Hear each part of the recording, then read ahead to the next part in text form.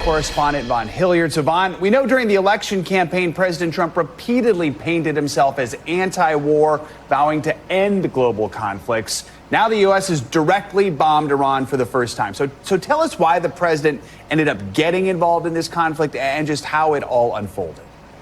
Right. He had suggested that if he were president during the Biden administration, that Russia would have never invaded Ukraine. He suggested that Hamas wouldn't have attacked Israel. And here this weekend, however, it was the president that made a decision to use offensive tactics to go in and attack Iran at 3 particular nuclear sites here. This was, you could say, months in the making, or even 8 years in the making. If you go back to 2018, then President Trump pulling the United States out of the Iran nuclear agreement, which was an agreement that allowed for inspectors to go in, but it effectively, that agreement lifted sanctions on Iran. The president and his team were opposed to it, believing that they needed to tighten the strings around Iran. Fast forward to here in 2025, his administration sought to activate nuclear talks again with Iran. They had tried and wanted to force them to agree to not enrich any uranium whatsoever. After more than 2 months of negotiating, Israel a week ago launched initial airstrikes into Iran. And then just days later, here this weekend, the president making the decision to use the U.S. military to go and strike 3 particular nuclear facilities. The administration, as Defense Secretary Pete Hegseth, describing it as, quote, the final blow, though there's still a damage assessment of those 3 nuclear sites that is outstanding. So there's still a lot of questions here on this Monday, guys. So there you have it. So Donald Trump single-handedly decided to drag the United States into another Middle East conflicts. Just like that, Donald Trump decided to drag the United States into another Middle East conflicts. So the United States spent the last 20 years entangled in these endless wars. Donald Trump himself even campaigned. This guy even, this is just a joke. I guess it's just, at this point, it should be clear that Donald Trump is all talk, just empty rhetoric. Because he did a whole campaign about pulling the United States out of all these endless wars. And boom, just like that. That's all it took. So Benjamin Netanyahu, the Prime Minister of Israel, he could not get Obama to attack Iran. He could not even get George W. Bush to attack Iran. And he tried during Donald Trump's first presidency. He tried. But around that time, Donald Trump was surrounded by serious people. Now, all you got is a lot of Fox News personnel that's in the cabinet, yes man. And here I'm going to play this video. This is Donald Trump during the campaign talking about endless war and how he's going to end all endless war. Globalists want to squander all of America's strength, blood, and treasure, chasing monsters and phantoms overseas. In addition, there must also be a complete commitment to dismantling the entire globalist neocon establishment that is perpetually dragging us into endless wars, pretending to fight for freedom and democracy abroad. We should have never gone into the Middle East. We should have never gone into the Middle East. Under my leadership, we will turn the page forever on those foolish, stupid days of never-ending wars. We're rebuilding our military stronger than ever before, and we are not going to deplete it again on stupid, senseless, endless wars. World War III has never been closer than it is right now. We need to clean house of all of the warmongers and America last globalists and the deep state. And all it took was 6 months. All that took was 6 months for Donald Trump to got the United States involved in another war. And just to be clear, this is not a one-off. This is Marco Rubio trying to paint it as, okay, we just did our bombing. That's it. We're done. But as I'm making this video right now, Iran is trying to attack the United States base. And that's one of all the other presidents was skeptical apprehensive as far as moving forward when it comes to attacking Iran.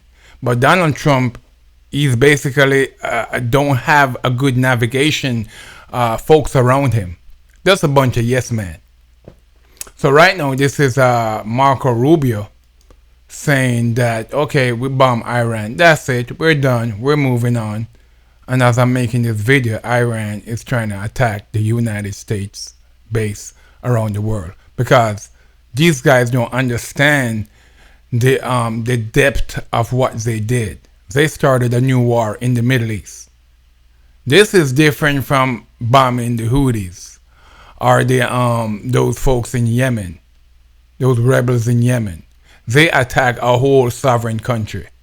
So Benjamin Netanyahu was able to achieve his goal, getting the United States into another Middle Eastern conflict. All right, let's play this video. Plan military operations right now against Iran unless they mess around and they attack American or American interests, then they're going to have a problem. Then they're Well, you know, little Marco, we have a problem. We have a problem now. Thanks to you and Donald Trump. We have a problem because they just attacked the U.S. base in Qatar. So now we in a war. Thanks. All right, let's play. going to have a problem, and I'm not going to broadcast what those problems are, but suffice it to say, know this. The United States flew halfway around the world, right into the heart of Iran, over their most sensitive locations. These things got rocked, and then we left, and we were out of their airspace. We were over the ocean before they figured out what had happened. And there are plenty of other targets. We don't want to do that. That's not our preference. We want peace deals with them, and that's You know, these guys are so protests have taken place naive. in Tehran despite mass evacuations there. The BBC isn't allowed to broadcast from inside Iran, but we have this report from Siavash Ardalan of the BBC Persian You got service protests in going London. on as we speak right now in Iran. So these guys, I said these guys are so naive because it's like high school kids. It's like bullies. They start a war and they say, okay, that's it, we're done. Of course, the Iranians, I mean, these guys are going to try to, they're going to try to attack U.S., even sleeper cells inside the United States. Now everyone is on the alert because of these dumb folks. So not only do we got a trade war, these guys went ahead and started a real war. So I guess they wanted to up the ante. Having a trade war, that was bad, but they wanted to go a step further. Now let's play this video. In the center of the crowd, Iran's president, surrounded by hundreds of party faithful, venting their fury at the United States. What America did is truly unforgivable, says this woman. Iran is stronger than they perceive. But after last night's US attacks, the regime here is seriously weakened. So what comes next? And right now, the retaliation, I think one of the first impact we're going to start seeing is at the gas station. Because these guys are weighing the possibility of closing down. I think this is one of the main oil route blocking. It's called the Hormuz. Let's play this video, see what's going on. Parliament has approved the to close strategically the vital Strait of Hormuz, a key global oil shipping route following U.S. strikes on Iran's nuclear sites. The final decision rests with the Iran Supreme National Security Council, the country's highest security authority, but the parliament has actually approved a measure to close the strategically vital Strait of Hormuz, a key global oil shipping route. That's what the Iranian platform, Iran International, is actually has put out. This is a big development that has happened. The final decision now rests with the Iran Security Council and the Security Authority. Major General Kausari, beg your pardon, Major General Kausari, a member of the Parliament's National Security Committee, told state media that while the Parliament has reached a consensus in favor of closing the strait, the final decision rests with Iran's Supreme National Security Council, the country's highest security authority. So if any- You know what? I want to play people this live around, video by the way? because no, this I video don't know with the Ted population Cruz. at Let all. me go back a little No, bit I don't know the because population. now this interview You don't know the with population of the Ted country you Cruz seek to make a topple? lot more sense. How many people living around? 92 million. Okay. Yeah. All right, let me bring it back. I So this is the famous interview with Ted Cruz that kind of made it around the world last week. And this interview, I mean, looking at it now, I mean, having seen it a week ago and having witnessed what happened with Donald Trump starting a new war, this interview is a lot more telling, basically, because it gives you an inside view of how these politicians have very little knowledge. It's like basically high school kids having fun and making decisions on the whim. Let's play this interview because now it makes a lot more sense. don't know the population. At all? No, I don't know the population. You don't know the population of the country you seek to topple? How many people living around? 92 million. Okay. Yeah, how could you not know that? I don't sit around memorizing population tables. Well, it's kind of relevant because you're calling for the overthrow of the government. Why is it relevant whether it's, it's 90 million or 80 million or 100 million? Why is that relevant? Because if you don't know anything about the country... I didn't say I don't know anything about the country. What's the ethnic mix of Iran? They are Persians and predominantly Shia. Folks, I want to stop it right here. These are your politicians. These are your politicians and the ways they make decisions, having very little information. I mean, they basically listen to Fox News and AIPAC. These are your politicians. Okay, it's not even. You don't know anything about Iran. So actually, I am not the Tucker Carlson expert on Iran. You're a senator who's calling for the overthrow of the government. You're the one who claims, don't know anything about the country. No, you don't know anything about the country. You're the one who claims they're not trying to murder Donald Trump. You're the one who can't figure out if it was a good idea. See what he did there? Just a weasel politician. He trying to change the subject. It's not about Donald Trump. Furthermore, there are no evidence that's been shown to us that, I mean, all this information about Iran trying to murder Donald Trump, all that's coming from Israel. It cannot be verified, and Israel cannot be Benjamin Netanyahu, the Prime Minister of Israel, cannot be trusted. All right, let's keep going. Killed General Soleimani, and you said it was bad. You don't believe they're trying to murder Trump? Yes, I do. Because you're not calling for military strikes against them in retaliation. And if you really believe that... You know what? I'm going to stop it right here just to commend Tucker Carlson, who's another despicable person. But in this one instance right here, I guess he's stepping up. He's stepping up.